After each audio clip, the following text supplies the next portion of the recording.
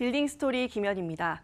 부동산 시장에서 젠트리피케이션은 이제 더는 새로운 용어는 아닙니다. 그런데 건물 투자의 관점에서 보는 젠트리피케이션은 어떤 의미가 있을까요? 이 저렴한 가격에 매입했던 작은 건물이 한순간에 핫플레이스가 된다면 건물주 입장에서는 더할 나위 없이 잘한 투자겠죠. 오늘은 최근 상업용 부동산 흐름과 급변하는 투자 환경 짚어보겠습니다.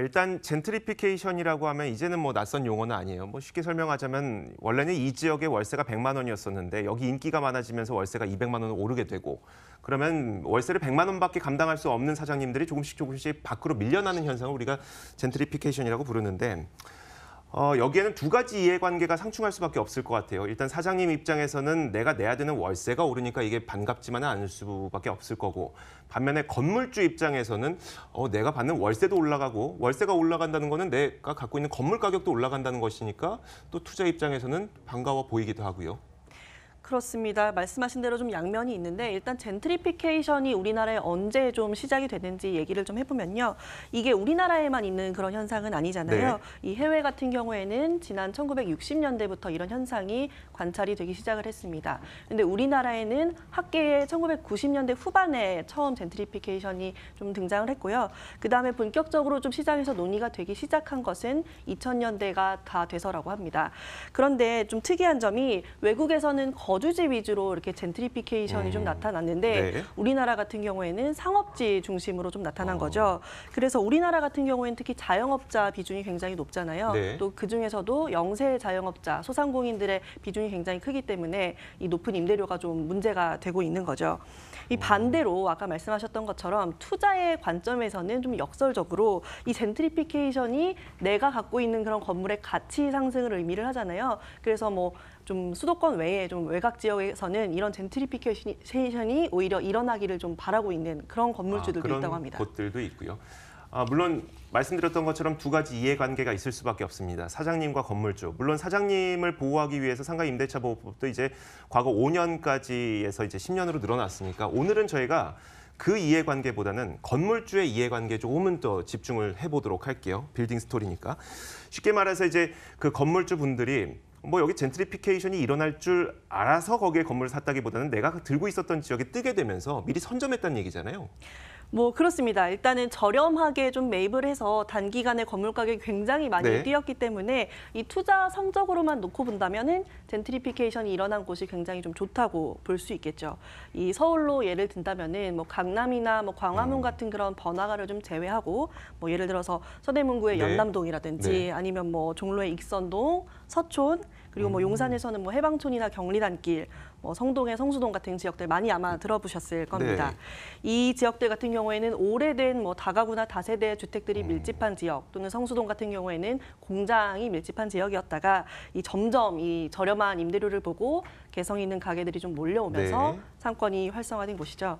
이런 지역에서는 이 골목길에 있는 작은 건물이라도 이 임대료뿐만 아니라 매입 가격이 불과 몇 년 만에 껑충 뛰었다. 이런 얘기를 좀 잘 들어볼 수 있습니다. 어느 정도 올랐어요? 쉽게 얘기하면은 제가 일전에 연남동에 한 건물을 갔는데 네. 정말 골목길에 있는 작은 그런 30평 정도밖에 안 되는 네네. 건물이었는데 이 건물을 한 5년 전에 15억 원에 샀는데 네. 최근에 30억 원에 중국 자본에 팔았다. 2배. 네, 그렇죠. 그런 얘기를 좀 들은 적도 있었습니다. 물론 어떤 부동산에 정말 통달하신 분들께서는 여기가 젠트리피케이션이 일어날 거야라고 하면서 권리금 장사 하시는 분들도 있고 또 건물 매매하시는 분들도 존재하긴 하겠으나 사실 많은 사람들이 그렇게 하긴 쉽지 않잖아요. 그렇습니다. 네. 특히나 더 좀 예측이 좀 어려워지고 있다고 하는 것이 최근에 이런 뜨는 상권 출몰에 좀 변화가 생겼거든요. 네. 이 상권의 수명이 짧아졌다는 겁니다. 이 수도권의 젠트리피케이션이 계속 반복적으로 나타나면서 이 시장도 학습 효과를 좀 일어난 거라고 볼 수 있는 거죠.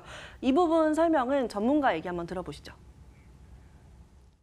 매스컴이나 입소문을 통해서 그 상권이 가치가 올라가는 그런 속도가 굉장히 빨라지고 있는 것 같아요. 그러다 보니까 임대료가 상권이 무르익기도 전에 미리 오르는 그런 현상들이 많이 나타나고 있는데, 그런 부분들은 사실 창업자들한테는 굉장히 좋지 않고요. 결국에는 창업자들이 어려워한다는 거는 건물주한테도 결과적으로 영향이 올 수밖에 없는 부분. 그러니까 건물주들이 여기가 가격 뜨기 전부터 여기 가격 뜰 거야라고 하면서 임대료 올리고 있다는 얘기잖아요. 이게 좀 건물주들이 너무 성급한 거 아니에요, 요즘에?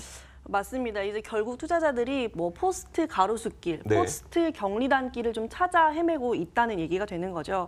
이 왜냐면은 기존에 이미 유명해진 상권들은 이미 개인 투자자들이 좀 들어갈 수 없을 만큼 가격이 뛰었기 때문이기도 합니다.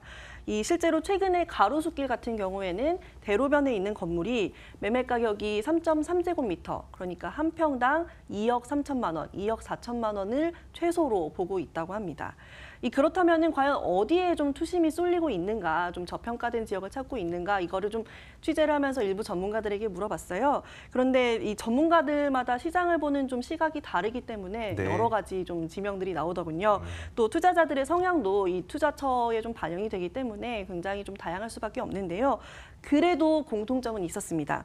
이른바 시장에서 개발 호재라고 하는 그런 지역들로 관심들이 좀 쏠린다는 건데요. 주로 대형 개발 사업이 예정이 되어 있거나 아니면 뭐 교통 여건이 개선될 만한 그런 지역으로 관심들이 좀 몰리고 있습니다. 예를 한번 들어주세요. 네, 최근에 우리 부동산 시장에 굉장히 큰 호재가 있었잖아요. 바로 9호선, 지하철 9호선 연장인데 이 개통된 송파구 지역의 좀 거래 사례를 가져봤습니다. 이 석촌 고분역 역세권에 있는 35년 된 3층짜리 건물이에요. 지난 4월에 54억 5천만 원에 팔렸습니다. 그런데 이 건물이요, 5년 전에는 30억 원에 거래가 됐습니다. 네. 그러니까 5년 만에 가격이 84%, 1.8배, 그러니까 2배 가까이 오른 셈이죠. 또 다른 예시가 있는데요. 석촌호수 뒤쪽에 있는 건물인데 지난해 6월에 71억 원에 거래가 됐습니다. 네. 근데 이제 이 지하철 9호선 연장 기대감이 좀 높아지면서 이 반년 정도 지난 올해 1월 달에 또 다시 거래가 됐는데 그때는 80억 5천만 원에 매매가 됐습니다. 네. 이렇게 정부가 추진하는 도시재생 사업들도 투자 시장에 영향을 미치는 좀 변수가 되기도 하는데요. 물론 도시재생 자체가 사실 투자를 바라고 하는 건 아니기 때문에 본래 취지와는 좀 다를 수 있겠습니다. 그래서 사업지 내에는 뭐 공공임대상가라든가 아니면 상생협약 같이 이 공공성을 좀 담보할 수 있을 만한 그런 장치들을 집어넣고 있는데요. 어쨌든 간에 그럼에도 불구하고 낙후됐던 도심 지역이 좀 정비가 된다는 사실만으로도 이 사람들을 불러 모을 수 있는 그런 계기가 되겠죠. 그래서 그중에 하나 서울시가 추진하고 있는 골목길 재생 사업지인 용산구 후암동이 뭐 대표적인 사례 중 한 곳입니다.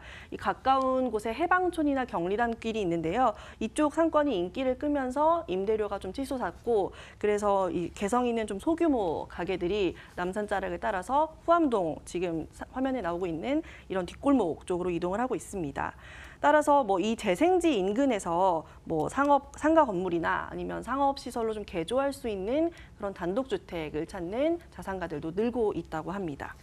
꼬마 빌딩 같은 수익형 부동산 시장은 좀 어떤지 궁금한 게, 주택 시장이 잡혀 있으니까 이쪽으로 풍선 효과로 여기가 뜰 수도 있는 거고, 아니면 주택 시장이 안 좋으니까 여기도 함께 좀 가라앉을 수도 있는 거고, 요즘에 어떤 현상이 나타나고 있어요? 아무래도 요즘 부동산 시장 분위기 자체가 관망세가 좀 짙어졌기 때문에 이 수익형 부동산, 꼬마 빌딩 시장도 좋다고만은 할 수 없습니다. 특히 비주택 부동산에 대한 규제도 뭐 주택보다는 좀 덜하지만 이번 정부 들어서 쭉 강화돼 왔는데요.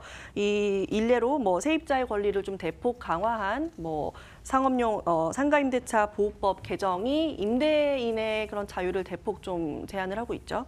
또 최근에 기준금리 인상도 있었는데 이 인상폭이 좀 크지는 않지만 적어도 뭐 시장에 직접적인 영향은 없더라도 또 어쨌든 시장에 인상 기조가 앞으로 쭉 나타날 수 있다, 이런 시그널을 주고 있는 거죠.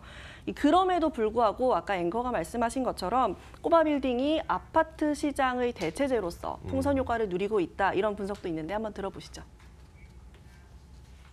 팀들은 기존의 고가의 아파트에서 주택 가격이 이제 고압이나 안정세로 가게 되니까 이제 수익형 쪽으로 옮겨 타려고 하시는 분들이 조금 상담 신청하시는 분들도 좀 늘었고요. 대신에 이제 아직은 그 거래량, 수익형 부동산, 그러니까 꼬마 빌딩을 포함한 수익형 부동산 쪽으로 거래량으로까지 이어지지는 아직 못하는 것 같아요. 그래서 요거는 내년 한 상반기, 뭐 하반기 정도까지 더 한 6개월 정도, 1년 정도 더 있어야 이런 분석도 있지만은 다만 뭐 경기 상황이 좋지 않기 때문에 임대료 같은 부분을 좀 고심해야 할 문제이긴 합니다. 일단 지난해와 비교했을 때 뭐 눈에 띄게 수익형 부동산 거래량이 많이 늘어난 것은 사실이고요.